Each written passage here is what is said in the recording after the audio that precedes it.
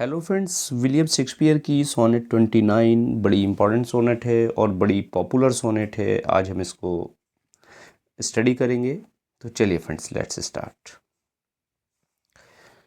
देखिए, बात करते हैं। When in disgrace with fortune and men's eyes, I all alone beweep my outcast state. सबसे पहले इन दो लाइन को एक्सप्लेन करते हैं।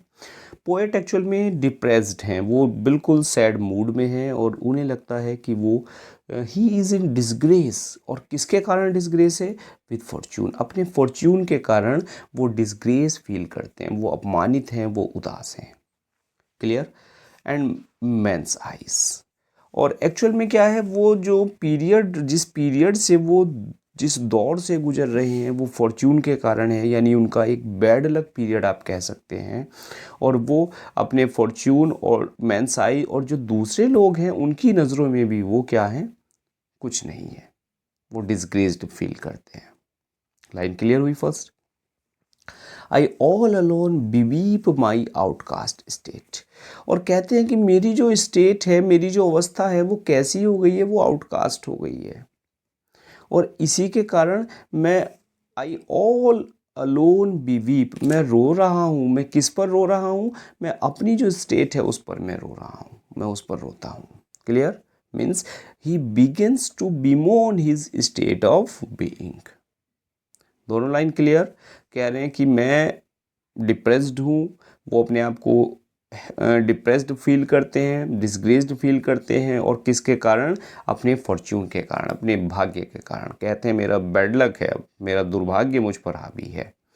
और दूसरे व्यक्ति की, मीन्स समाज की नज़रों में भी वो क्या है? दूसरे व्यक्ति की नज़रों में भी वो अपने आप को अपमानित फील करते हैं। और उस स्टेट पर जो उनकी अवस्था है, आउटकास्ट मीन्स बिल्कुल बहिष्कृत हो गई है समाज से, इसलिए वो कह रहे हैं इस चीज़ को, आउटकास्ट वर्ड यूज़ किया उन्होंने। और उस पर वो बिवेल करते हैं, उस पर वो रोते हैं। लाइन क्लियर दोनों?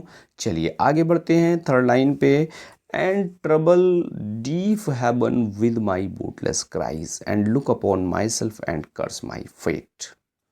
देखते हैं, देखिए यहाँ वो एक रेफरेंस देते हैं और उन्होंने कहा है डीप हेवन। अब हेवन को वो कह रहे हैं वो डीप हो गया, मीन्स वो बिल्कुल भी कुछ नहीं सुन रहा है। डीप कहते हैं ऐसा व्यक्ति जो सुनता नहीं है, यानी बहरा।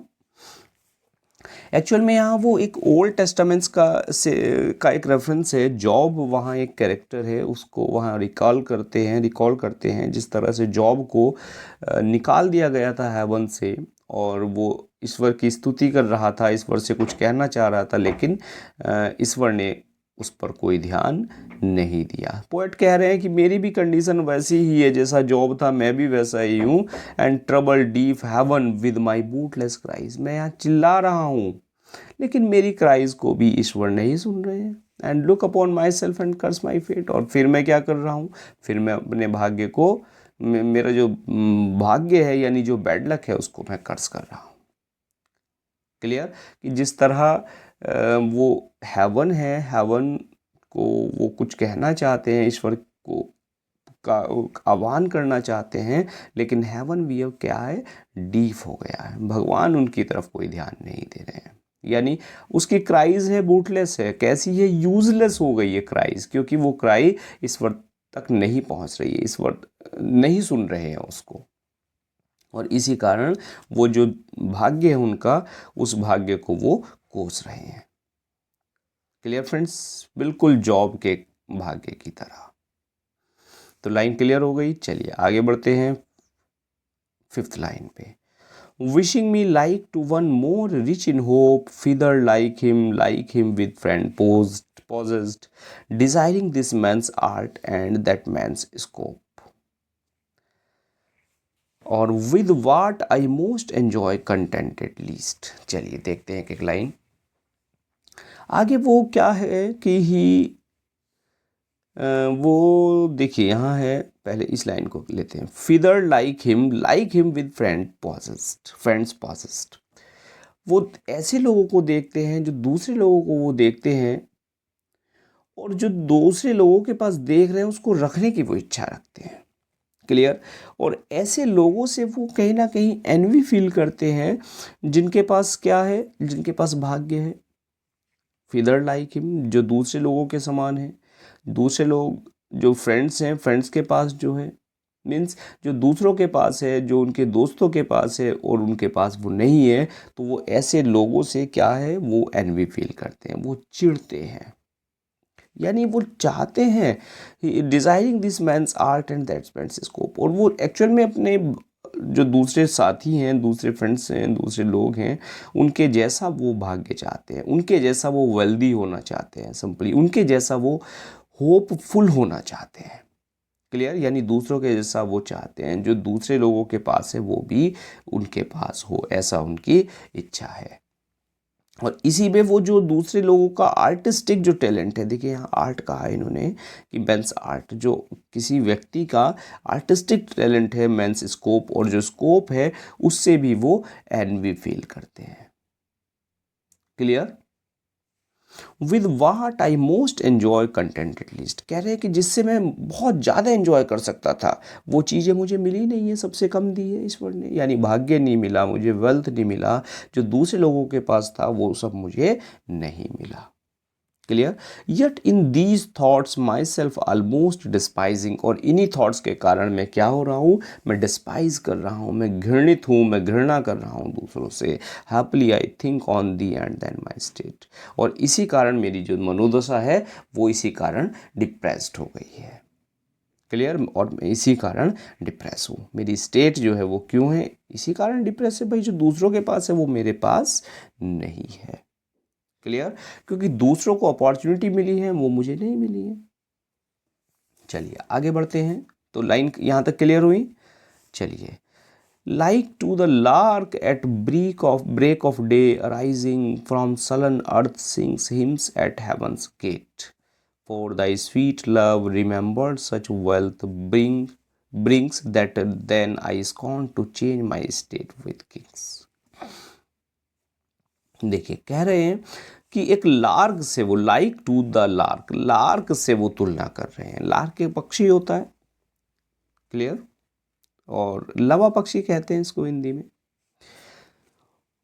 ही फील्स बेटर, मीन्स उनको बेटर फील करते हैं जब वो देखते हैं क्या, like to the lark at break of day rising, जब वो अपनी बिलविड के बारे में सोचने लगते हैं तो वो बिल्कुल ऐसे फील करते हैं जैसे एक लार्क होता है, एक पक्षी के समान वो अपने आप को महसूस करते हैं।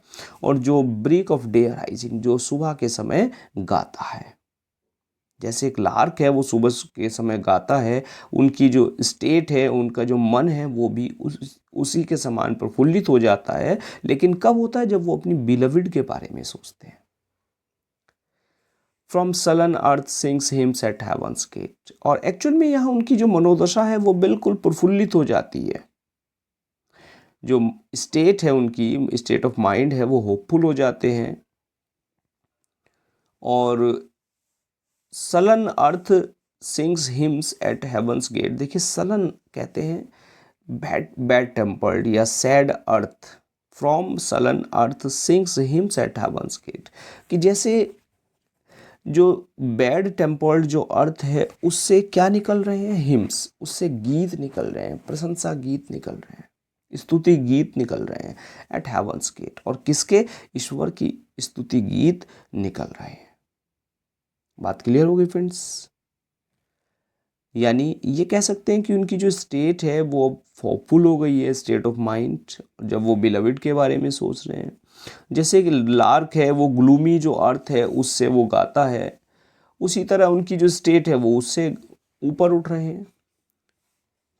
For the sweet love remembered such wealth brings that then I scorn to change my state with Kings.